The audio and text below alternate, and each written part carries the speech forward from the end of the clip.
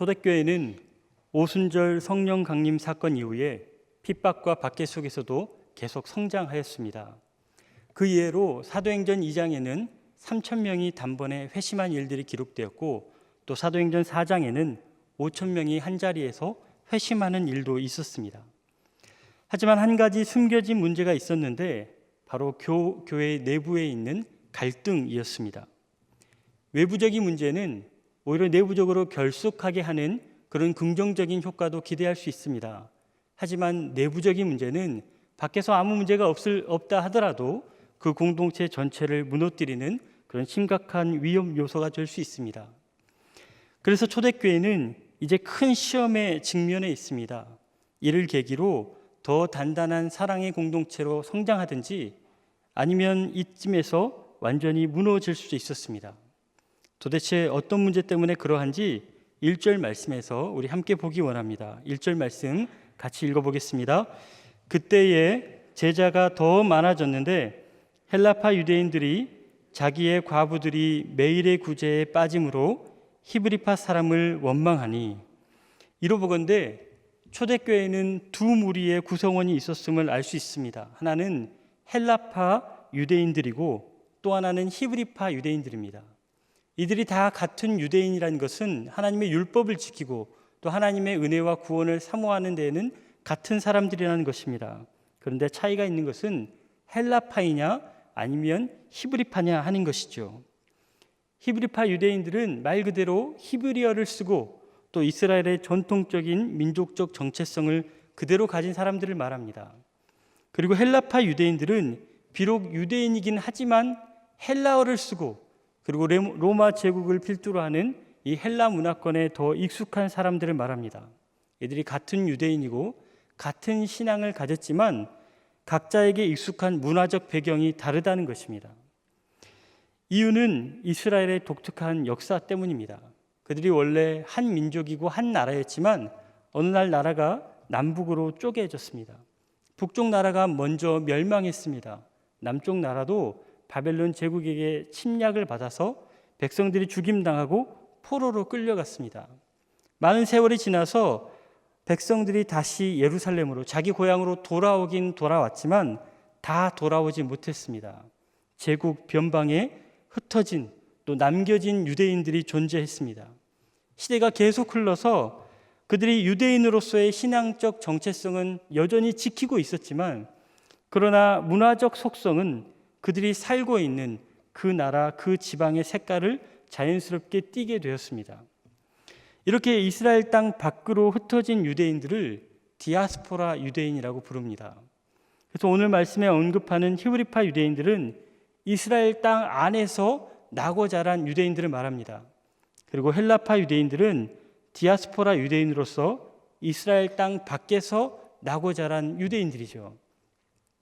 그러면 어찌 이스라엘 밖에서 태어난 이 헬라파 사람들이 지금 예루살렘에서 히브리파 유대인들과 함께 살고 있겠습니까? 그들이 비록 평생을 외국에서 또 다른 문화권에서 살았다 하더라도 노년만큼은 이 영적인 고향인 예루살렘에서 살고 싶어 했습니다. 그래서 디아스포라 유대인 중에서는 노년에 예루살렘으로 다시 이주하는 사례들이 상당수가 있었습니다. 그리고 이렇게 이주한 디아스포라 유대인들은 기존의 유대 사회 속에서 소수자이고 약자일 수밖에 없었습니다. 그들 입장에 자신의 인생의 마지막 시간을 신앙적으로 굉장히 의미 있게 보내기는 보내겠지만 삶의 기반이 없고 연고가 없고 친척들이 없는 땅이기에 충분한 사회적 지위를 보장받지 못했습니다. 그들이 만약 남편이, 가장이 죽는다면 그 과부들과 아이들은 생계수단이 막연해지는 사례가 속출했습니다. 게다가 헬라파이든 히브리파이든 이 유대인들이 이제는 다 그리스도인이 되었습니다. 예수를 믿고 그리스도인이 되었습니다. 그래서 정확한 표현은 헬라파 유대 그리스도인, 또 히브리파 유대 그리스도인, 이런 표현들이 아마 더 정확한 표현일 겁니다. 그러면 한번 생각해 보십시오. 이들이 원래는 유대인인데 지금은 그 유대인으로서의 정체성을 버리고 그리스도인이 되었습니다. 이것은 그들이 유대 사회에서 배척당함을 말합니다. 유대인이라면 자연히 누릴 수 있는, 당연히 누릴 수 있는 사회보장 제도를 더 이상 누릴 수 없는 것을 뜻합니다.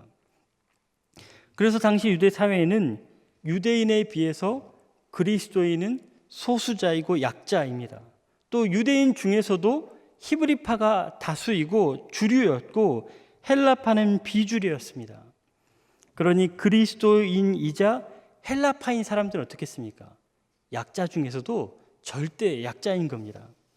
따라서 믿는 사람들이 3,000명, 5,000명 막 이렇게 늘어났다는 것은 지금 우리식으로 해석하면 안 됩니다. 우리는 교회 성도들이 3,000명이 되고 5,000명이 되면 대형 교회가 되어서 지역사회에 영향력을 행하는 그런 권세 있는 힘 있는 공동체가 된 걸로 생각하겠지만 당시는 그렇지 않습니다. 그 유대 사회에 주로 약자들이 그리스도인으로 개종했습니다. 그리고 그들이 그리스도인으로 개종했기 때문에 이제 유대 사회에서 보호받지 못하는 사회 최하층민이 되고 말았습니다. 따라서 교회는 궁핍한 그들 모두를 책임져야 하는 큰 부담을 떠안게 된 것입니다. 초대교회가 네 거 내 거 없이 서로 유무상통했던 이유가 바로 여기에 있습니다. 그들에게 예수를 믿은 이후로 재산이 더 이상 필요 없다, 하나님 나라가 최고다, 이래서 재산을 다 내놓은 것이 아니고 우리 공동체 안에 나보다 약한 자의 생계를 함께 책임져야 했기에 그들이 공동체 서로의 부담을 서로 함께 진 것입니다. 이렇게 초대교회는 사회적 약자들을 믿음으로 보듬으며 그 책임을 다하였습니다. 하지만 서두에도 얘기했듯이 이 공동체가 문화적으로는 두 무리가 혼존하고 있었기 때문에 그런 문화적인 차이 혹은 인종적인 차이 때문에 생기는 갈등이 불보듯 뻔한 일이었습니다. 그리고 공동체가 커지면 커질수록 또 공동체가 감당하는 일이 많아지면 많아질수록 이 갈등의 불씨가 위협으로 다가올 것입니다. 그리고 어느 한순간 바로 이 문제가 터지고 말았습니다. 교회 밖에서도 헬라파가 히브리파에게 항상 약자의 입장이었는데 교회 안에서마저도 약자임을 피부로 느끼는 그런 사건이 터진 것입니다. 교회 내 가난한 과부들은 교회에서 지원하는 매일의 양식에 의존하여 생계를 유지했습니다. 그런데 그만 헬라파 과부들에게 다소 억울하고 또 속상하고 부당한 그런 사건이 생긴 것입니다. 결국 헬라파 사람들이 들고 일어났습니다. 그동안 약자로서의 받았던 그 소름들이 거칠게 항의로 표현되기 시작했습니다. 교회 안에서 이 문제가 얼마나 심각했는지 2절 말씀에 잘 드러나 있습니다. 12사도가 모든 제자를 불러 이르되 우리가 하나님의 말씀을 제쳐놓고 접대를 일삼는 것이 마땅하지 아니하니 라고 말합니다. 사도들이 온 성도들을 다 모아놓고 해결책을 의논하는 장면입니다. 이때 사도 몇 사람이 주도한 게 아니고 12사도 모두가 다 이 자리에 모여 있습니다. 그리고 그들이 하나같이 하소연하기를 이 일에, 이 갈등에 매이는 바람에 말씀 사역에 집중하지 못하였노라고 그렇게 하소연하고 있습니다. 그만큼 이 문제가 심각했다는 것입니다. 그러면 이들은 이 심각한 문제를 어떻게 해결했을까요?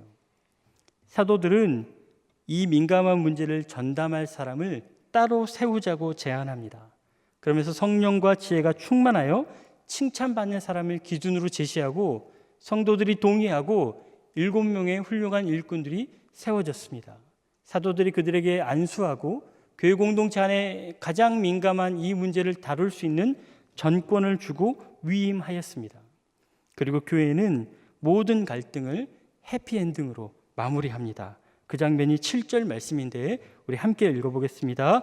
하나님의 말씀이 점점 왕성하여 예루살렘에 있는 제자의 수가 더 심히 많아지고 허다한 제사장의 무리도 이 도에 복종하니라. 아멘. 사랑하는 교우 여러분, 우리는 오늘 초대교회가 단번에 무너질 수도 있고 그리고 더욱 부흥할 수 있는 중요한 선택의 기로에 있는 장면을 보았습니다. 그들이 심각한 위기였지만 그 위기를 교회 내에 신실한 일꾼을 세우는 기회로 삼는 그런 장면을 살펴보았습니다. 그러면 이제 이것을 우리 교회에 그리고 또 우리 일상에 어떻게 적용할 수 있겠습니까? 사실 우리는 더 이상 외부적인 박해가 없는 시대에 살고 있습니다. 물론 교회를 향한 조롱과 비난이 간혹 있긴 있지만 그것은 우리가 예수를 믿기 때문에 받는 비난이 아니고 사실은 예수를 제대로 못 믿기 때문에 받는 그런 부끄러운 비난들입니다.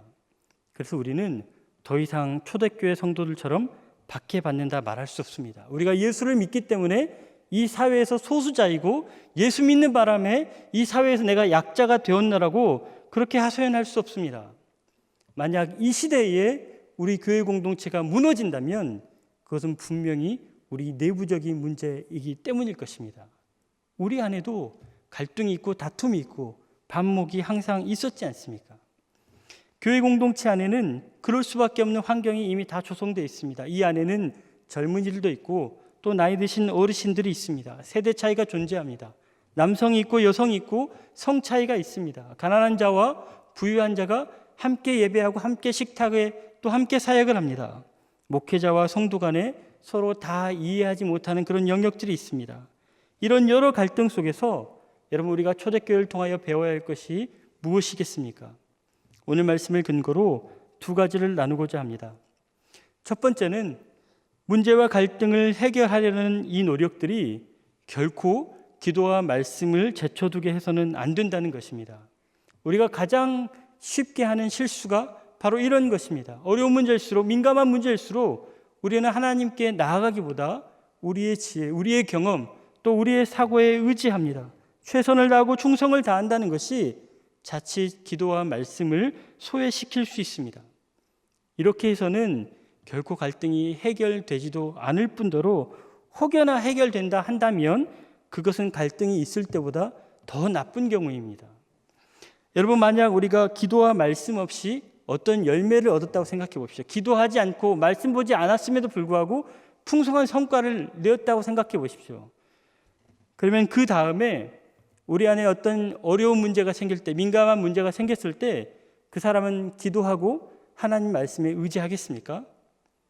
이전에도 그렇게 하지 않고도 충분히 열매 맺은 경험이 있지 않습니까? 그러니까 또다시 아무리 어려운 일이 닥쳐도 기도하지 않고 하나님 말씀 보지 않습니다.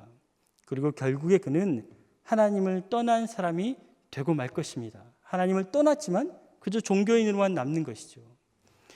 오늘 말씀의 사도들을 보십시오. 그들은 분명히 눈앞에 사도들이 괴로울 만큼 심각한 갈등을 목도하면서도 이 갈등 자체를 위협이라고 또 여기지 않았습니다. 그들이 말하기를 여러분, 성도 여러분, 싸우지 마십시오. 지금 히브리파, 헬라파 이렇게 나눌 게 아닙니다. 이렇게 하면 교회가 망하고 맙니다. 라고 말하지 않았습니다. 그들이 말하기를 하나님의 말씀을 제쳐놓고 접대를 일삼는 것이 마땅하지 아니하다. 이렇게 말했습니다. 그래서 진짜 문제는 히브리파와 헬라파가 싸우는 것이 문제가 아니고 이것 때문에 사도들이 그리고 그 교회 공동체 성도들이 기도와 말씀에 집중하지 못하는 것, 거기에 전념하지 못하는 것, 이것이 바로 교회를 무너뜨리는 요인입니다. 두 번째는 문제와 갈등을 해결하기 위해서 더 힘 있는 자가 먼저 양보해야 됩니다. 사실 갈등을 해결하는 것은 그 방법이 굉장히 어렵지 않습니다. 양쪽 당사자 중에서 어느 한쪽이 양보하고 물러서면 그만입니다. 그러면 아무리 심각한 것도 아무리 민감한 것도 정말 순식간에 정말 해결될 수 있습니다. 그러면 여러분, 양보가 해결책이라면 누가 양보해야겠습니까? 부유한 자가 양보해야겠습니까? 아니면 가난한 자가 해야겠습니까? 건강한 사람이 해야 됩니까? 아니면 육체적으로 약한 사람이 해야 됩니까? 우리 교회 30년, 40년, 50년씩 오래 다니신 성도님들이 양보해야겠습니까? 아니면 지난주에 등록한 새신자가 양보해야겠습니까? 여러분, 답을 다 아시지 않습니까? 누가 양보해야 하는지 우리가 다 알고 있지만 실제로 그렇게 하지 못할 때가 많았습니다. 저 역시 그랬습니다. 제가 처음 교육전도사라고 섬길 때 고등부를 맡은 적이 있습니다. 중등부와 연합사역을 함께 하는데 열심히 하다 보니까 사소한 갈등이 생깁니다. 예산 문제도 그렇고 일정도 그렇고 교회 차량이나 장소를 쓰는 것도 사소한 갈등이 생깁니다. 서로에게 서운한 마음이 쌓이기 시작했습니다. 그래서 서로 양쪽 교역자들 또 부장님들 교사들이 모여서 이 일을 놓고 회의했습니다. 좋은 합의점을 찾기를 바랬는데 결국은 어떻게 결정해도 한쪽은 서운할 수밖에 없는, 또 억울할 수밖에 없는 그런 상황이 되었습니다. 고등부 임원들을 모아놓고 제가 솔직히 얘기했습니다. 저도 처음 사역하는 그런 마음이어서 아마 마음이 굉장히 순수했던 것 같습니다. 어른들은 항상 경건하고 거룩하고 사랑이 넘치고 이렇게 그런 척하는 것이 제가 좀 부담이 되었습니다. 그래서 아이들 모아놓고 사실대로 얘기해주고, 그러니 우리 함께 기도하자, 이렇게 얘기하고 싶었습니다. 저는 조심스럽게 얘기했는데 아이들이 너무나 쉽게 해결책을 찾아냅니다. 고등학교 2학년이었던 이 고등부 임원들이 자기들이 선배니까 중등부 애들 하고 싶은 대로 하게 해주겠다는 겁니다. 자기는 선배고 중등부는 애들이랍니다. 그러면서 자기가 양보한다는 거죠. 여러분, 교사들은 이 문제를 해결하지 못했습니다. 교육자들 해결하지 못했습니다. 그런데 아이들은 누가 양보해야 되고 왜 양보해야 되는지도 명확히 알고 있었습니다. 하나님께서는 이 아이들의 마음을 가장 기쁘게 받아주실 줄 믿습니다. 그래서 우리 교회 공동체 안에 만약 이런 갈등들이 있다면 우리가 같은 방식으로 해결할 수 있습니다. 고등부는 중등부에게 양보하는 겁니다. 청년부는 고등부에게 양보합니다. 그리고 우리 장년 어르신들은 우리 젊은 청년들에게 양보하시는 겁니다. 이게 성경적입니다. 왜냐하면 하나님이 가장 강하신 자로서, 가장 어른으로서 약한 인간을 위하여, 우리를 위하여 하나님이 양보하셨지 않습니까? 당신의 아들을 먼저 내어주시면서 우리에게 화해의 손을 내밀지 않으셨습니까? 오늘 말씀에도 동일한 구체적인 행동들이 있었습니다. 그 장면이 5절과 6절인데 우리 마지막으로 한 목소리로 같이 읽어보겠습니다. 온 무리가 이 말을 기뻐하여 믿음과 성령이 충만한 사람 스데반과 또 빌립과 브로고로와 니가노르와 디몬과 바메나와 유대교에 입교했던 안디옥 사람 니골라를 택하여 사도들 앞에 세우니 사도들이 기도하고 그들에게 안수하니라. 극심한 갈등을 겪던 교회가 7명의 해결사를 세웠습니다. 만약 여러분에게 권한이 주어진다면 이런 민감한 문제를 전담하는, 책임지는 그런 해결사로 누구를 추천하시겠습니까? 정치적으로 보자면 양쪽 진영에서 각자 추천하고자 하는 사람이 다르지 않겠습니까? 그래서 히브리파에서 3명, 헬라파에서 3명, 나머지 1명은 어떻게 할까요? 사도들이 추천하든지 아니면 교회 외부 인사를 데려오든지 이렇게 하는 것이 가장 합리적이고 또 공정한 그런 방법일 것입니다. 그런데 이 교회는 어떻게 했냐면 놀랍게도 이 7명 모두를 헬라파 유대인으로 세웠습니다. 오늘 우리가 방금 읽었던 이 낯선 이름 모두가 다 헬라식 이름들입니다.